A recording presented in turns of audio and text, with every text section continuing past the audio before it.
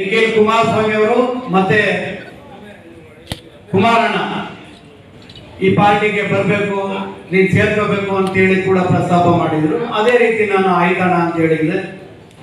ತದನಂತರ ಮತ್ತೆ ಒಂದು ದಿನ ಸನ್ಮಾನ್ಯ ಮಾಜಿ ಸಚಿವರು, ನನ್ನ ಆತ್ಮೀಯರು, ನಗರ ಪಾಲಿಕೆ ಆಗಿರ್ಬೋದು, ಜಿಲ್ಲಾ ಪಂಚಾಯಿತಿ ಆಗ್ಬೋದು, ನಗರ ಪಾಲಿಕೆಯಲ್ಲಿ ನಮ್ಮ ಶ್ರೀಮತಿ ಮೈಸೂರು ಮೇಯರು ಆಗ್ಬೇಕು ಅಂದ್ರೆ ಅದಕ್ಕೆ ಕಾರಣೀಭೂತರು ಕೂಡ ಹೌದು.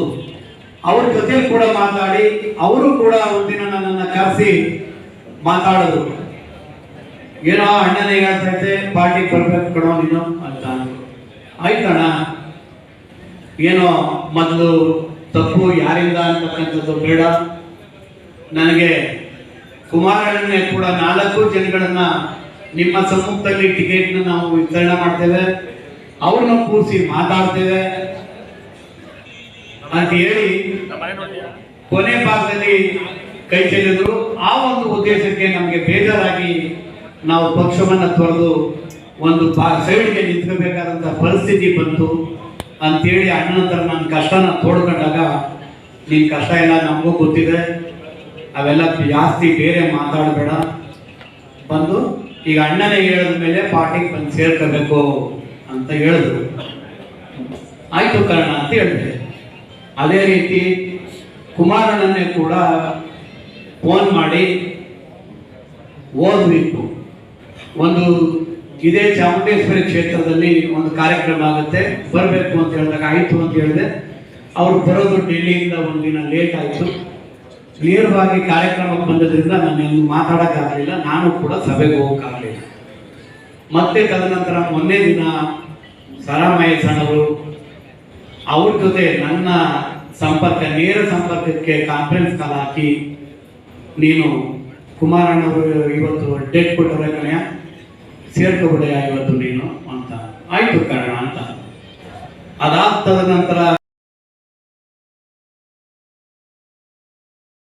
ಈ ರಾಜ್ಯಕ್ಕೆ, ಈ ಪಕ್ಷಕ್ಕೆ, ಈ ರಾಷ್ಟ್ರೀಯ ನಾಯಕರಾದಂತ ಮಣ್ಣಿನ ಮಗ, ಮಾಜಿ ಪ್ರಧಾನಮಂತ್ರಿಗಳು ಆದಂತ ಬೇಜಾರಿನಿಂದ ಅವರು ನಮ್ಮ JDS ಪಕ್ಷದಿಂದ ಸ್ವಲ್ಪ ಅಂತರ ಕಾಯಿಸಿಕೊಂಡಿದ್ರು.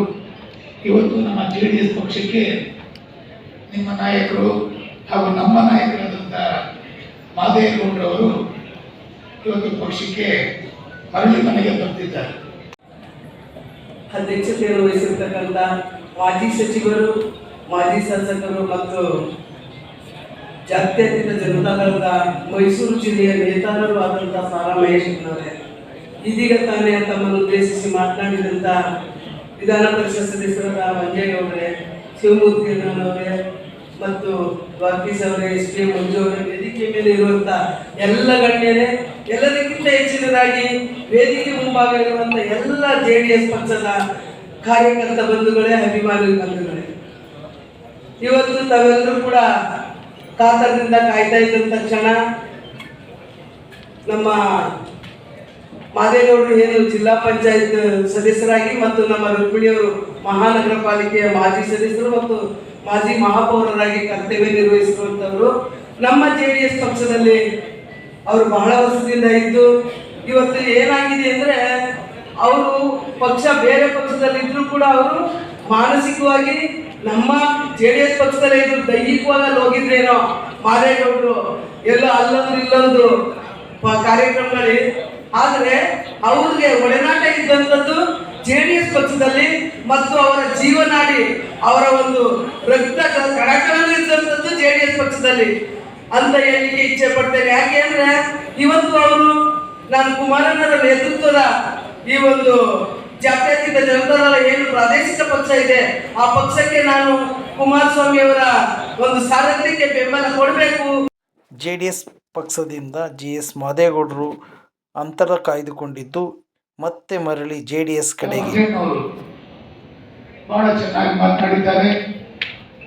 ಈ ಕಾರ್ಯಕ್ರಮವನ್ನ ರೂಪಿಸತಕ್ಕಂಥ ವಿಚಾರ ತಮಗೆಲ್ಲ ಗೊತ್ತಿದೆ. ಏನು ಬಿಜೆಪಿ ಮತ್ತು JDS ಹೊಂದಾಣಿಕೆ ಮುಖಾಂತರ ಈ ರಾಜ್ಯದಲ್ಲಿ ಮುಂದಿನ ದಿನಗಳಲ್ಲಿ ಪಕ್ಷ ಮಾಡ್ಬೇಕಾದ್ರೆ